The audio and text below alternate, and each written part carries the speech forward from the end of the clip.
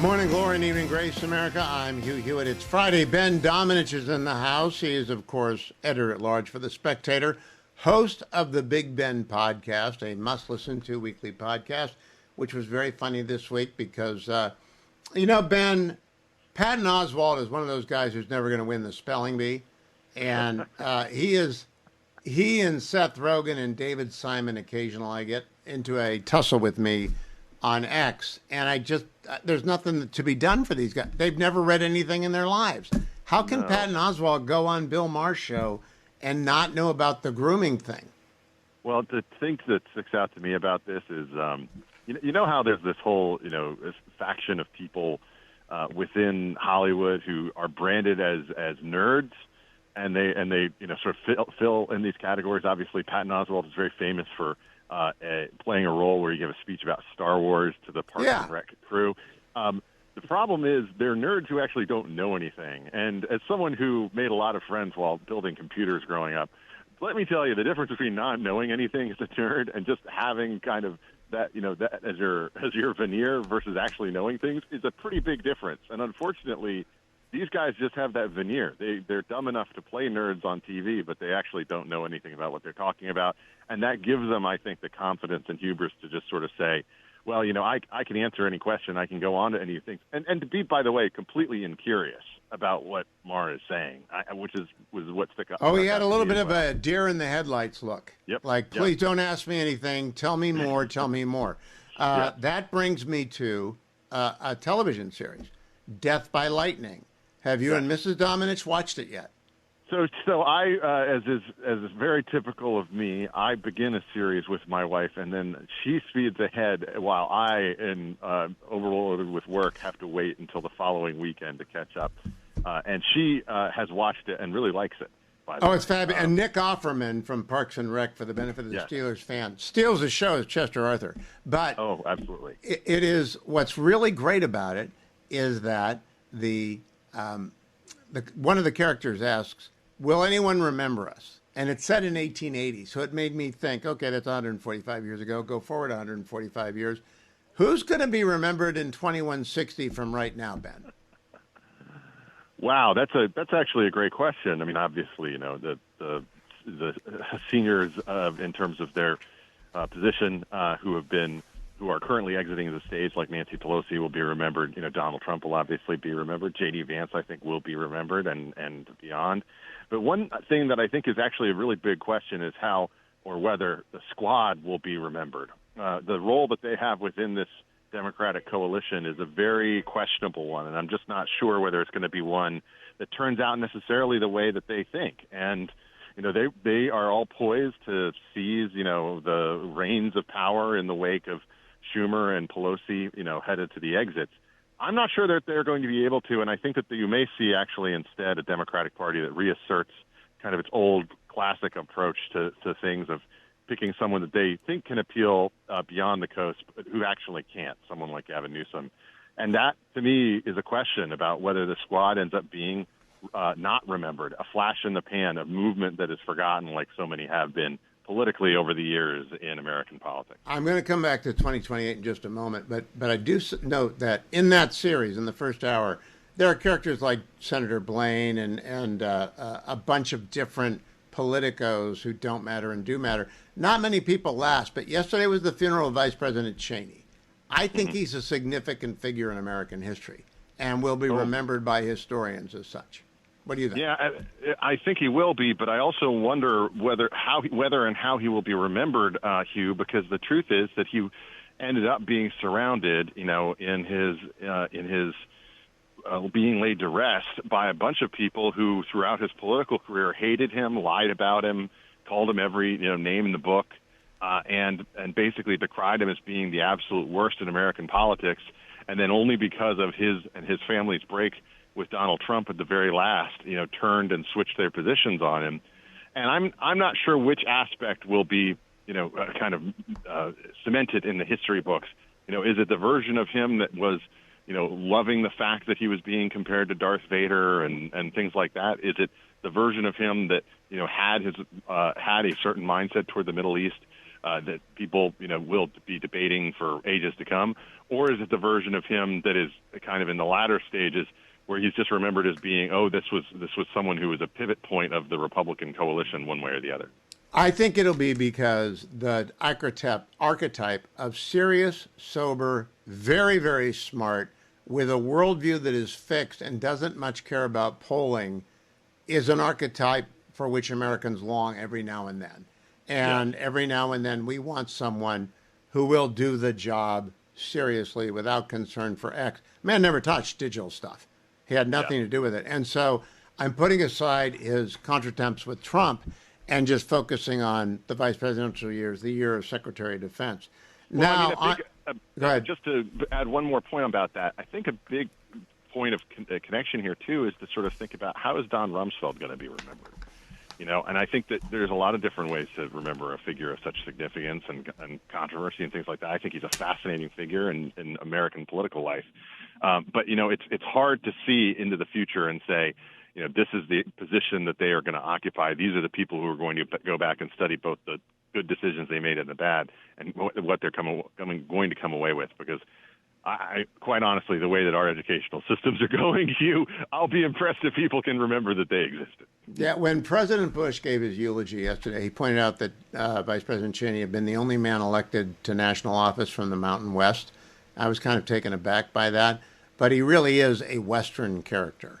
Ronald Reagan was California, but sort of Western character. He's a Western character and is an archetype for a long time. But since we're talking presidential politics, Axios kicked it off, Ben. I didn't kick it off. Axios reported yesterday that Ted Cruz is, quote, laying the groundwork for a 2028 presidential bid by leaning into his feud with Tucker Carlson, by poking fun at Carlson's isolation and foreign policy view, accusing him of anti-Semitism and more. Cruz is putting himself on a collision course with Vice President Vance. True, false, or just Axios looking for clicks? I think a little bit of all three, but I would just say that I have always assumed that Ted would run. It makes sense for him to run in the sense that he has run before and has laid the groundwork before, chose not to run, when he could have, I think, for the primary again. You saw Ron DeSantis inherit for good and for ill, a lot of the people who probably would have been a part of that team. And I think that there is an obvious sort of approach now for Ted that puts him, in the opposite position of a lot of these folks. And he's gotten, the further years of experience, I think, to make that run. At the same time, it's hard to see this playing out all that differently at this particular juncture than the fight that happened between Trump and DeSantis, which was a very abbreviated one. And I don't think we should be assuming that there's going to be a large faction of support for alternate candidates if, as we, I think, can fairly expect, if this is a successful administration, that the president will endorse his own VP and do so fairly early on. If that happens, if the president wants to, if he wants to shut down primaries, he can say no debates, and the RNC won't rebuke it. But if he wants to play the apprentice, then that's the choice. Does he want to have fun with this? Does he want to have fun with this? Does he want to be kind of on the sideline? Well, this guy is up, this guy's down. I saw what he said. I thought it was pretty good. That, I saw what he said, and that sounded stupid to me.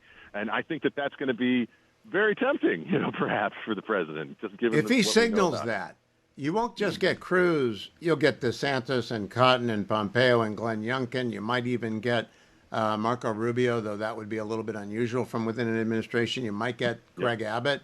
It would be wild. And I point out, it would be wild.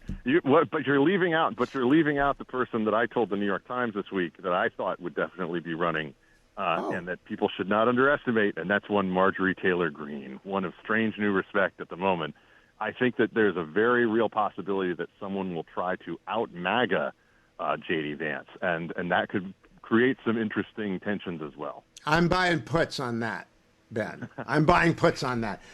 Speaking of buying puts and sells, is the AI retrenchment over, or has the bubble just begun to break? Because it's been a really wicked 3 weeks for artificial intelligence companies. I think that the bubble is just beginning to break, but that's been something I anticipated happening a lot earlier, and I don't know whether it's actually upon us now, because I have skepticism of my own belief, just given how much the can has been kicked on it. I haven't heard your thoughts on that subject, but personally, I just have been waiting for it, just given what we know about the way that these companies work.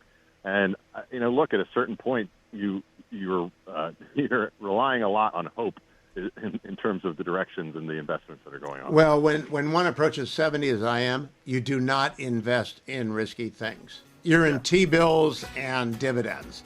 You don't do that. And so my view is the view of an older investor, not of someone who can afford to ride a couple of crashes down.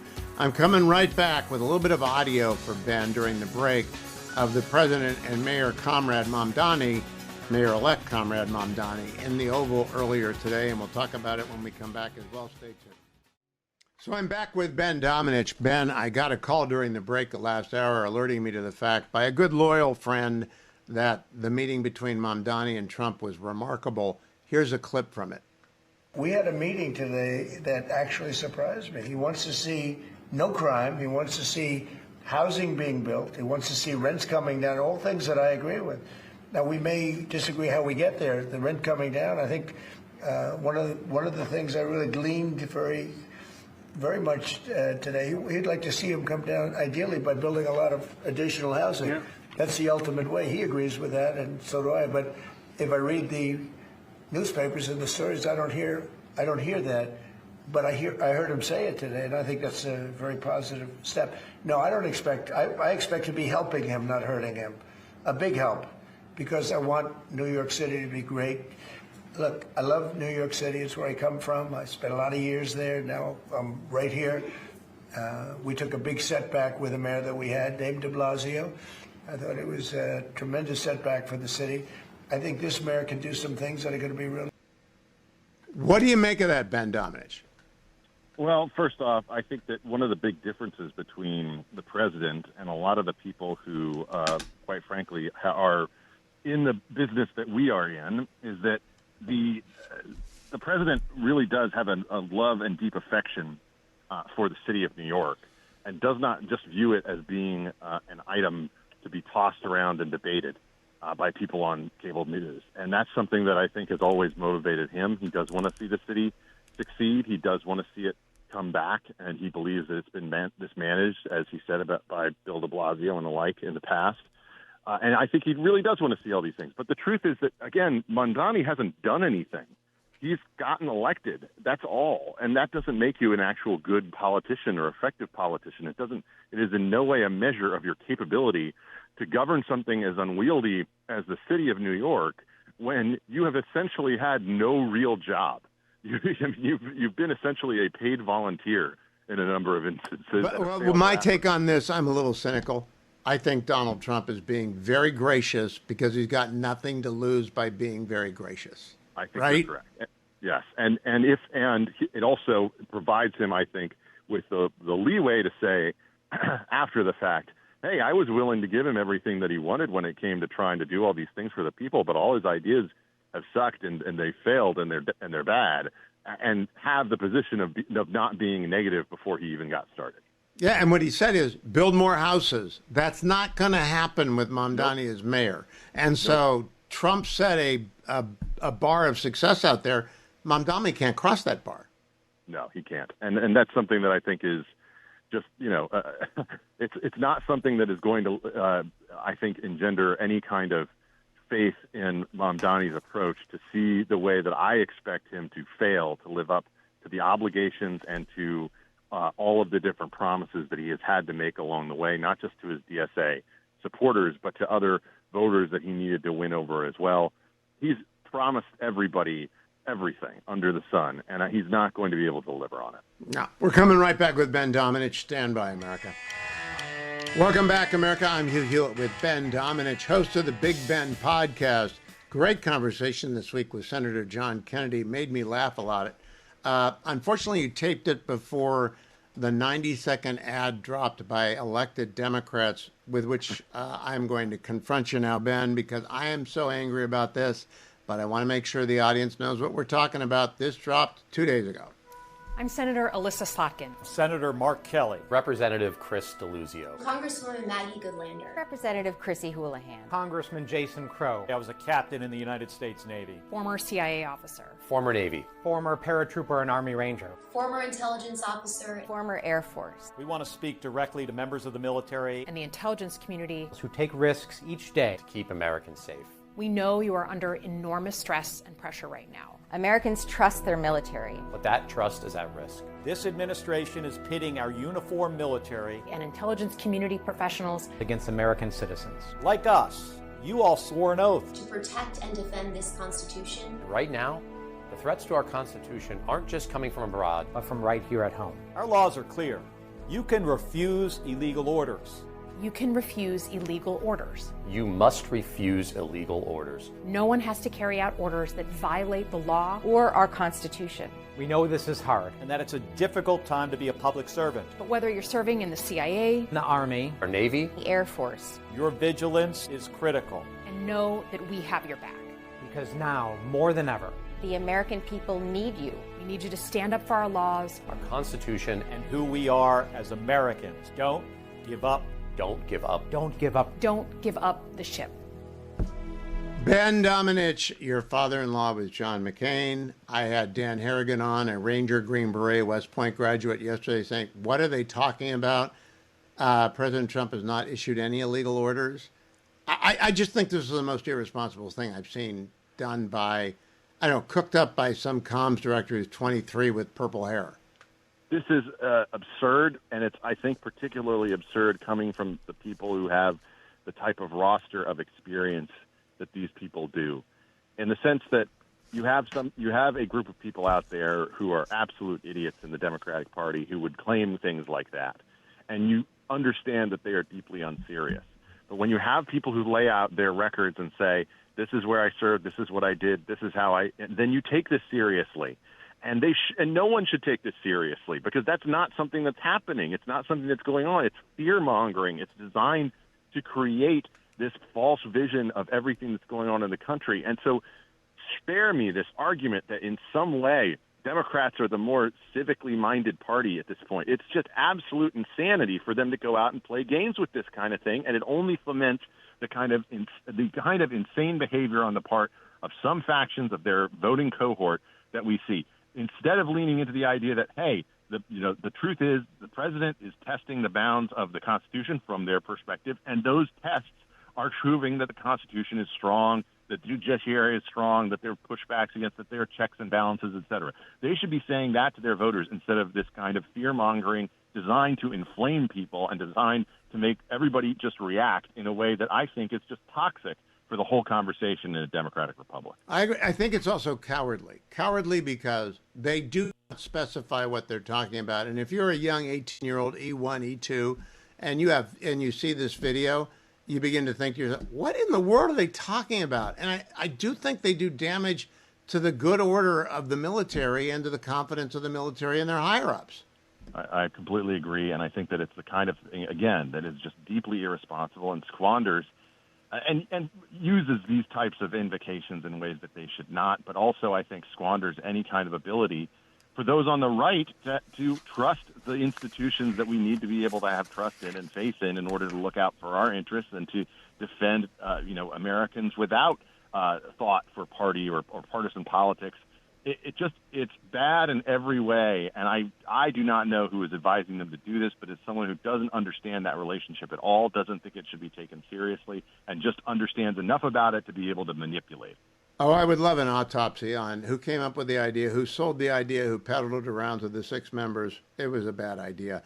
Ben, I hope you have a wonderful Thanksgiving between now and the next time we talk. Thank you for being here most Fridays, and I appreciate it very much. Thank you. I am thankful for you this coming Thanksgiving weekend. I'm thankful for you too, Hugh, and always I'm grateful to have the opportunity to join you. And thanks as always for listening. Thank you, my friend.